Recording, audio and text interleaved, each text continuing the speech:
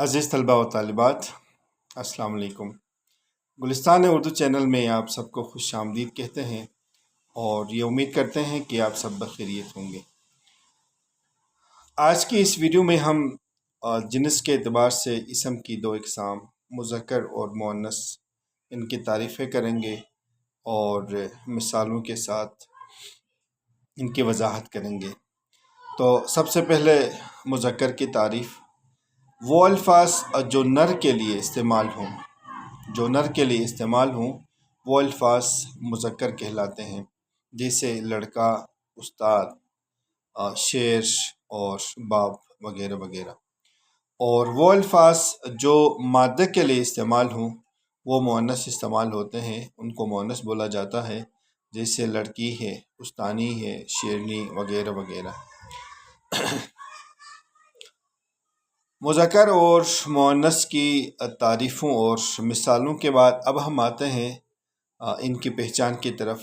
तो उनकी पहचान कैसे की जाए?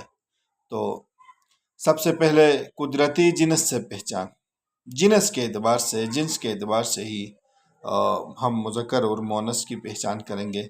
जैसे मर्द है, बेटा, ये मुज़क्कर के लिए इस्तेमाल होते हैं, बेटी, औरत, ये मुअन्नस के लिए इस्तेमाल होते हैं।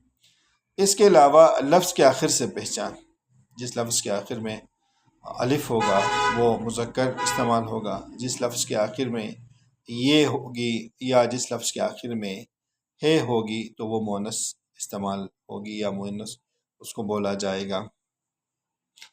इसके बाद एक कायदे की तरफ आते हैं कि मुज़क्कर से मुअन्नस बनाने का क्या कायदा और क्या कुलिया और क्या तरीका है। तो जैसे कि हमारे पास एक लफ्ज़ है शेर, तो अब शेर के आखिर में हम नून और छोटी ये का इजाफा करके हम उसको मुअन्नस बना सकते हैं, जैसे शेर से शेरनी है।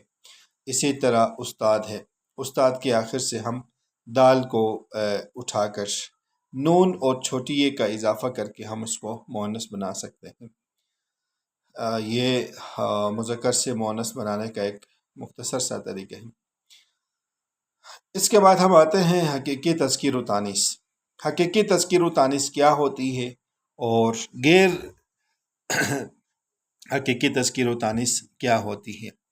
तो हकीकी तज़कीर व तानीस यानी जानदारों में नर और मादा का जोड़ा, जैसे बाप और माँ। बैल, गाय, बाप मुज़क्कर, माँ मुअन्नस। बैल, गाय, चिड़ा और चिड़िया वगैरह। गैर हकीकी तज़कीर व तानीस जैसे बेजान अशिया के लिए मसलन आसमान, इसको मुज़क्कर बोला जाता है और ज़मीन, इसको मुअन्नस बोला जाता है। यानी हकीकी तज़कीर व तानीस के बाद, हकीकी तज़कीर व तानीस और गैर हकीकी तज़कीर व तानीस के बाद अब हम आते हैं कुछ और ऐसे तरीके या ऐसी पहचान जिसके ज़रिए से हम बआसानी पहचान लें कि ये मुअन्नस है और ये जो चीज़ें, ये जो अल्फाज हैं ये मुज़क्कर हैं। तो तमाम किताबों के नाम, जितनी भी किताबें हैं तमाम किताबों के नाम ये मुअन्नस है, सवाए कुरान पाक के। तमाम किताबों में अब मैथ्स की किताब हो गई, उर्दू की किताब हो गई, इंग्लिश की किताब हो गई, साइंस की किताब हो गई, बायो केमिस्ट्री वगैरह जितने भी हैं सारी की सारी किताबें ये मुज़क्कर बोली जाती हैं। सवाए कुरान पाक की ये मुअन्नस ये सारी चीज़ें मुअन्नस बोली जाती हैं सवाए कुरान पाक के। कुरान पाक को मुज़क्कर इस्तेमाल किया जाता है।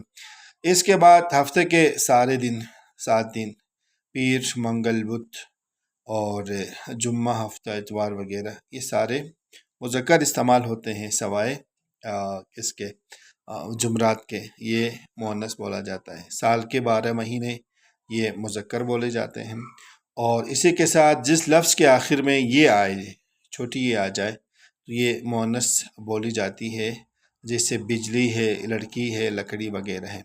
तमाम जवाहिरात और तमाम कीमती पत्थरों के नाम ये मुज़क्कर बोले जाते हैं, सवाए फ़िरोज़ा के ये मुअन्नस बोला जाता है।